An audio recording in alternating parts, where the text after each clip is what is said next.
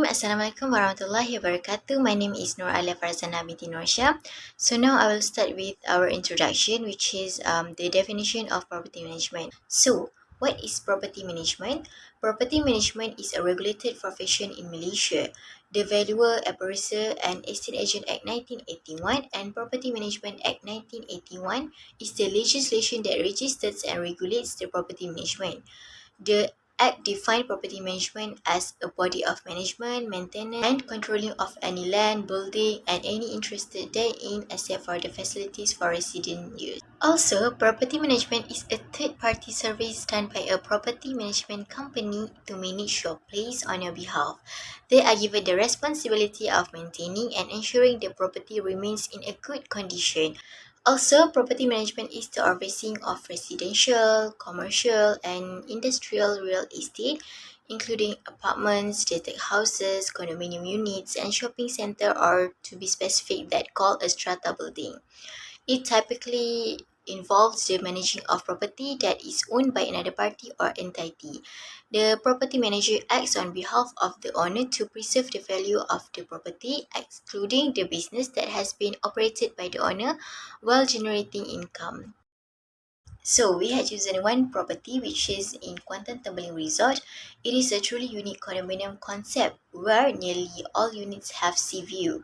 The Kuantan Tembeling Resort is one of the Pahang's prime lifestyle location, and a condominium is at off Jalan Teluk Cempedak, Kuantan, Pahang, site on a majestic prominent headland near the Kuantan River estuary. This condominium have 2 or 3 bedroom with 1 or 2 bathroom. And Kuantan Tembeling Resort Sdn Berhad is a wholly owned subsidiary of Pastek Holdings Berhad, and this Kuantan Tembeling Resort was incorporated on the 7th October 1991 with core activity of property management or development, and this residential construction was completed in the year 1996. And the price range of units for sale in Kuantan Tembeling Resort condominium is between 265,000 ringgit till 380,000 ringgit.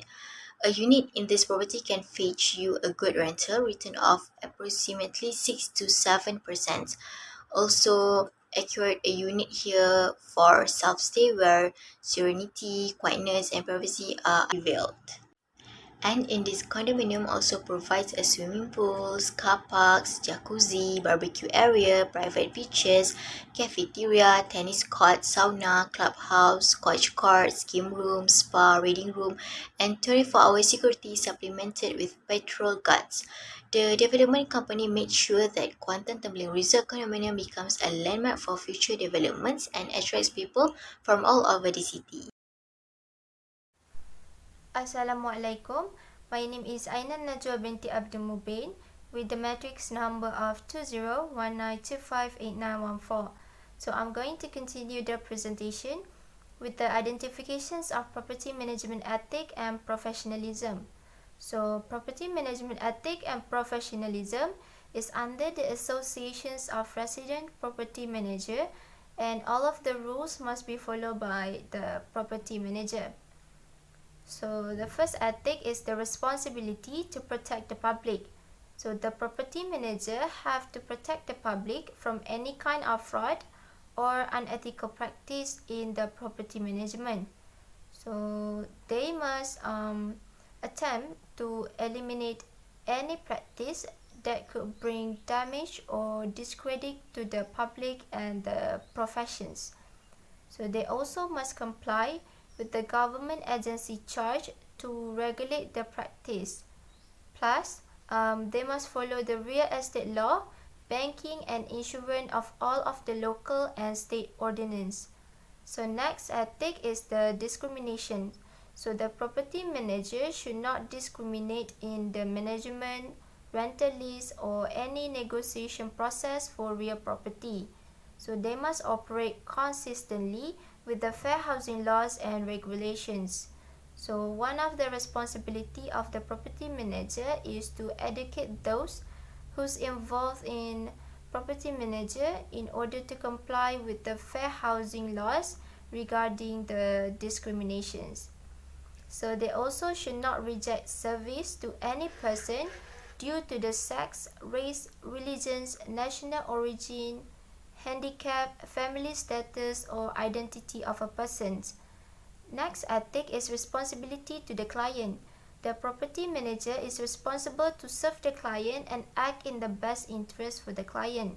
So they must use a written agreement and outline the responsibilities and the fees if it's required. And a copy of all the signed agreement must be given to the client, and the property manager need to keep a copy of the agreement. So next, they also have to constantly communicate with their client and provide them with a written report as agreed between all parties. Lastly, handling of fund ethic. So the property manager must keep all fund on behalf of the client. So they cannot mix the funds with personal use or other businesses fund, or use the funds other than their intended purpose. So they should keep an appropriate record and prepare the client accurate financial report regarding the client rentals and fund according with the terms of the applicable management agreement. Assalamualaikum and hi, I am Nurin Kisana binti Muhammad Tamam from class 5G, convening of the JMB or MC First Annual General Meeting. After a development is complete, the developers will issue a notice of vacant possession to all unit owners of the property to collect their keys within 14 days. Then, these developers are required to call for an annual general meeting AGM to form a JMB within a year from the end date of the 14 days notice.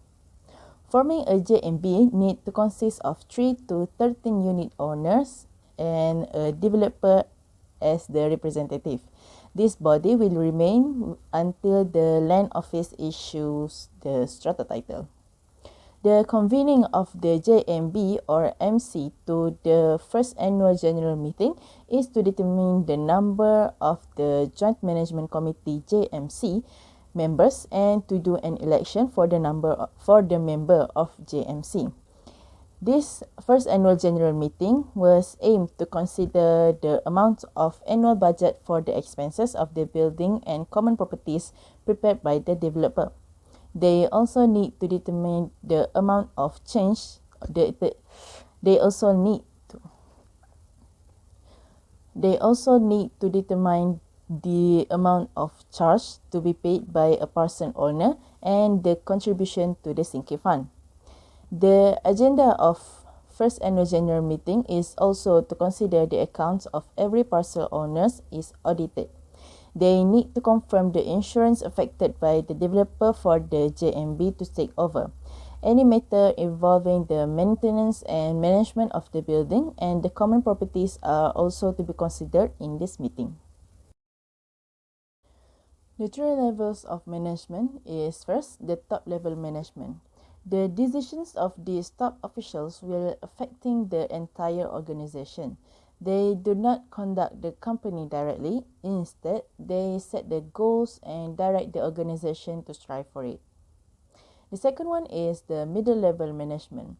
The middle level managers are the one responsible to carry out the goals set by the top level management. These duties are carried out by setting the goals to certain specific departments in an organization. The middle level managers will control, assist, and motivate the lower level managers to achieve the organization objective. Middle level manager involved in day-to-day work in the company, and they also communicate with the top level manager for suggesting and feedbacks. And the last one is the lower level management. The first line manager's responsibilities are the daily management of employees who produce the product or offering the services. The first line managers will be placed on every work unit in the organization. Thus, daily communication with the employee is important to ensure good performance. Property Management Organizational Chart.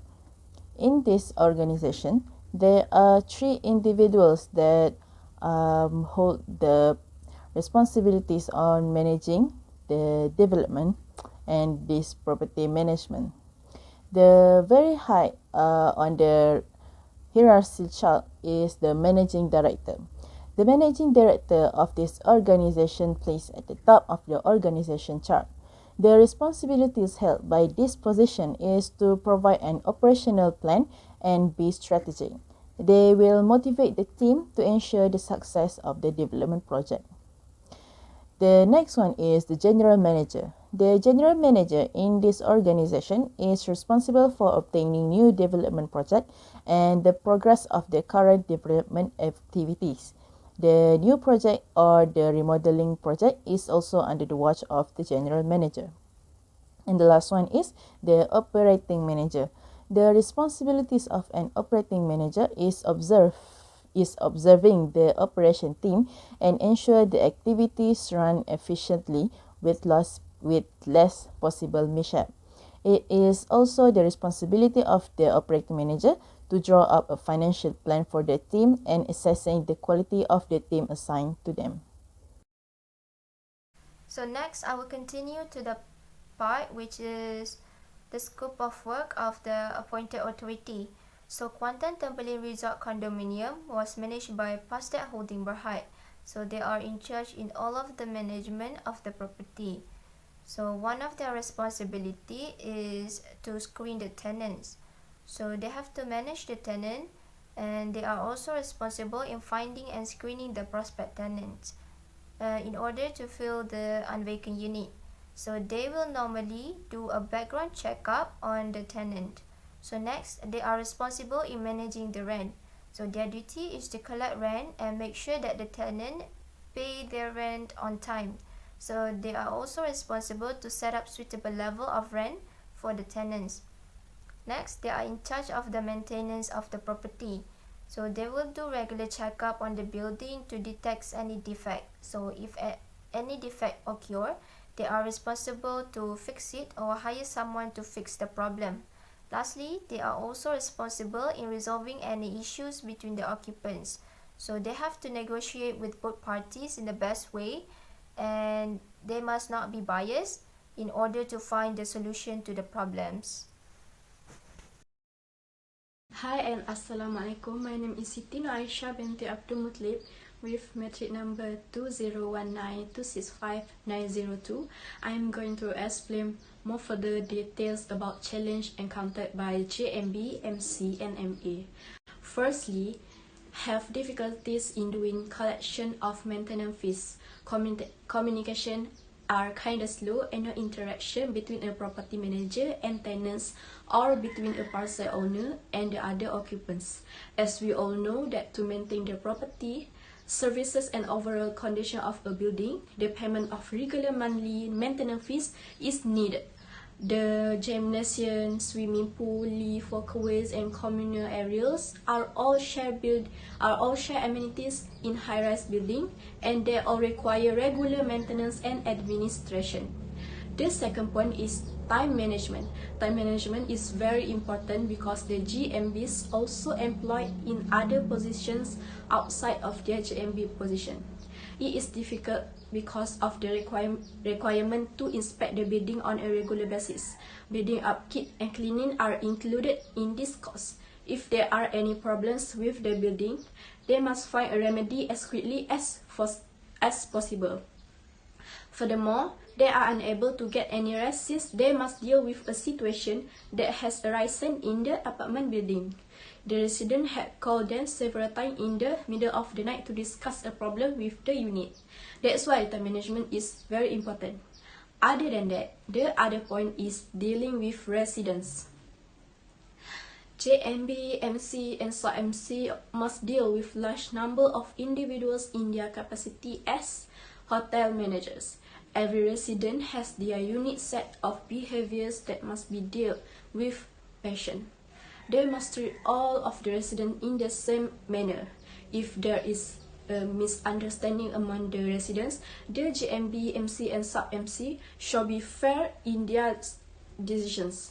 Or the person who has assigned to collect the maintenance costs, they had encountered various difficulties due to the refusal of some households to pay the maintenance fees. In order to solve the problem, JMB, MC, and sub-MC must work together as the person in charge to determine the root cause and solution. According to the results of our interview session, some individuals do not want to pay the maintenance costs because they do not utilize the amenities, and so they believe they do not have to pay the maintenance fees. However, some residents are unable to pay their maintenance costs due to financial difficulties, and as a result, the JMB has used its humanitarian ideals to provide certain residents with assistance in paying their maintenance fees. Lastly is the management of sinking fund. The sinking funds becomes a problem when a parcel owner rents out their land and refuses to pay the sinking fund that was established. This will have an impact on the tenant since as a temporary occupier, the management will require the tenants to contribute to the sinking fund, which will negatively impact.